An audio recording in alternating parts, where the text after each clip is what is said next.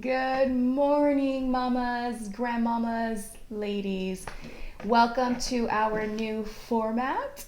And as Cynthia just said, we must confess who our cameraman is. Yes, we have a 9-year-old cameraman. We're so impressed. Homeschoolers are wonderful. Yes, they are. Yes, they are. So thank you to Rio, our little homeschool little mastermind that loves STEM, decided to be our cameraman.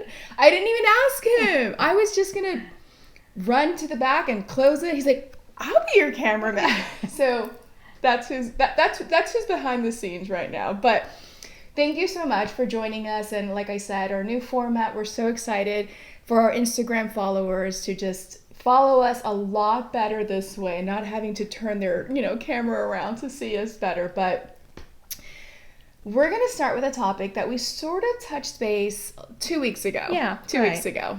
Emotions. I was having a bad day. Yeah. A bad week. Yeah. Just admit it. So I do remember that, and I remember crying.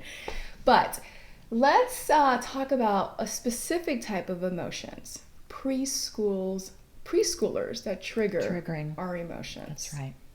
And that can be a real problem. And when I was trying to raise my 5 kids, I discovered that they would do something and I would think, oh my goodness, I cannot believe they did that. And then I would be off emotional for a long time because I couldn't get my emotions under control because I kept thinking these thoughts of, oh, I can't believe, how did they come up with that? I can't believe it. And so I would really have a hard time coping because my emotions would not calm down. But one big key to your emotions is that when you start thinking these thoughts, your emotions will follow.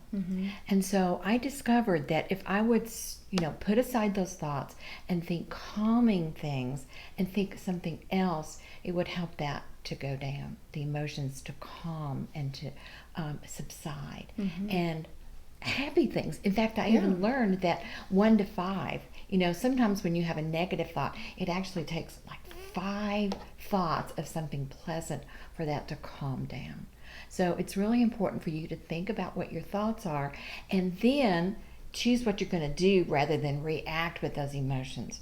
And so I think that goes in with our verse for this week. That is to be watchful and be sober because the adversary prowls around like a roaring lion, seeking whom he may devour.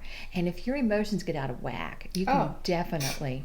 We can destroy. Yes, we can definitely mess up and say something you shouldn't. And I love that you picked that verse, Cynthia, because I remember years ago when I first read that verse, I was like, oh, this has nothing to do with me because I'm not a drunk. Yeah. But when we really look at the depth of what sober-minded means, it's about our thoughts. It is. It's about our thoughts. And you know what, ladies, even if we're not in the preschool, quote-unquote, journey, this is an ideal verse to encourage those mamas who are. Yes. Because listen, I remember those days. I mean, my brother's going through that right now. Yeah.